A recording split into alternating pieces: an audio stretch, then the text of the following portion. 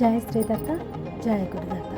మొగిల్చెర్ల అవధూత శ్రీ దత్తాత్రేయ స్వామివారి చరిత్రను తెలుసుకుంటున్నాము. శ్రీ స్వామివారు సోదరుడైనటువంటి పద్మయ్య నాయుడు గురించి ఈరోజు 14వ భాగంలో తెలుసుకునే ప్రయత్నం చేద్దాము.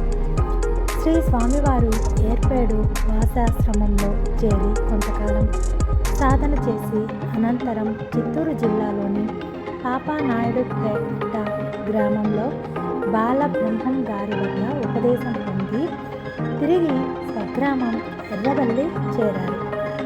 అక్కడి నుంచి మాలకొండకు వెళ్ళి అక్కడ తన తపో సాధన కొనసాగించాలని నిర్ణయం తీసుకున్నారు. శ్రీ స్వామివారి తల్లి సోదరులు అప్పటికే మానసికంగా సిద్ధపడిపోయారు. తమ బిడ్డ ఇంకా ఏ విధంగానూ సాధారణ జీవనం గడిపే అవకాశం లేదని వారికి తేట తెల్లంగా అవగతం అయింది. మాలకొండ క్షేత్రం తమ గ్రామం నుంచి రమారమి 15 కిలోమీటర్ల దూరం ఉంది.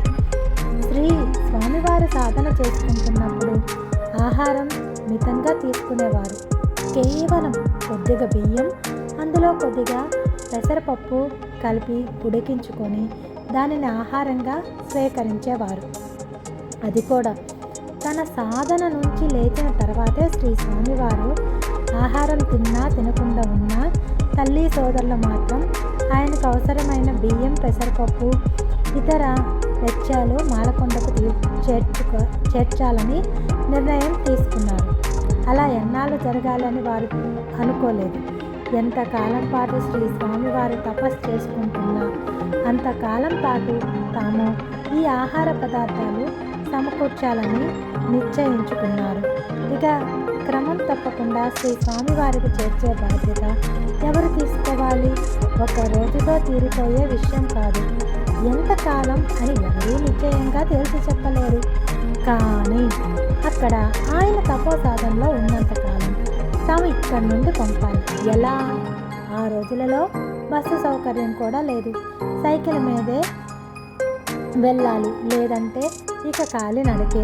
ఎర్రవల్లి నుంచి వెలుగొండ గ్రామం మీదుగా మున్నేరు నది దాటి మొగిల్చెర్ల గ్రామం మీదుగా మాలకొండ చేరాలి. శ్రీరాముడు వనవాసం చేయాలని నిర్ణయం తీసుకోగానే సీతాదేవి కూడా నారవస్త్రాలు ధరించి ఆయనను అనుగమించింది. ఆ దంపతులిద్దరూ గుమ్మం దగ్గరకు వచ్చేసరికి లక్ష్మణుడు కూడా నారవస్త్రాలు ధరించి వారితో కలిసి వనవాసానికి బయలుదేరాడు. రాముడు వారించిన అన్నగారి సేవ పరమార్థం అని చెప్పాడు. ఆ విధంగానే నడుచుకున్నాడు. అదేవిధంగా శ్రీ స్వామివారి తమ్ముడు పద్మయ్య కూడా తల్లికి సోదరులకి అభయం ఇచ్చాడు. అన్నయ్యకు వస్తువులు చేర్చే బాధ్యత నాది. అప్పుడు పద్మయ్య వయసు కేవలం 16 మాత్రమే. ప్రతి 20 రోజులకి ఎర్రవెల్లిలో బయలుదేరి మాలకొండ దాకా బియ్యం, పప్పులు మోసుకుంటూ ఒక్కొక్కసారి సైకిల్ ఉండేది కాదు. కాలినడకే శరణ్యం. వచ్చి పార్వతీదేవి మఠం వద్ద శ్రీ స్వామివారి కోసం ఎదురు చూస్తూ ఉండేవాడు. శ్రీ స్వామివారు సాధన పూర్తి చేసుకొని పద్మయ్యను చూసి నవ్వేవాడు. ఆ నవ్వు చూడంగానే పద్మయ్యకు తాను అప్పటిదాకా పడిన శ్రమ అంతా ఎగిరిపోయేది. అది కొద్దిసేపు మాత్రమే. శ్రీ స్వామివారు పద్మయ్యతో గడిపేవారు. కానీ పద్మయ్యకు ఆ కొద్దిపాటి దర్శనమే కొండంత సంతోషాన్ని ఇచ్చేది.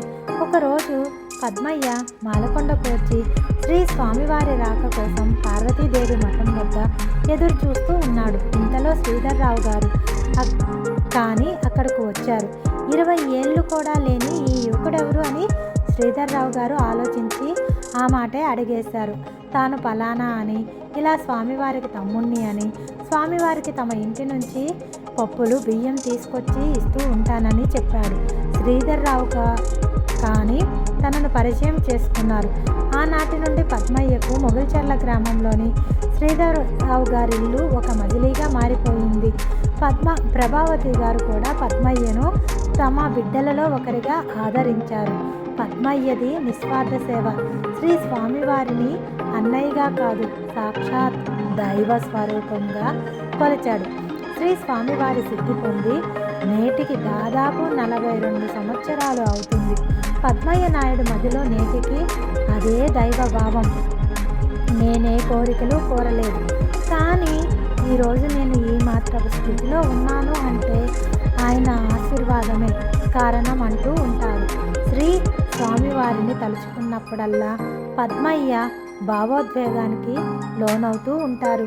శ్రీ స్వామివారి ఆరాధనా ఉత్సవానికి, అలాగే మహాశివరాత్రి నాడు జరిగే ఉత్సవానికి కుటుంబ సమేతంగా మొగిల్చెర్ల ఆశ్రమానికి క్రమం తప్పకుండా వచ్చి శ్రీ స్వామివారి సమాధి వద్ద కొద్దిసేపు గడిపి వెళ్ళటం పద్మయ్య పెట్టుకున్న నిర్ణయం.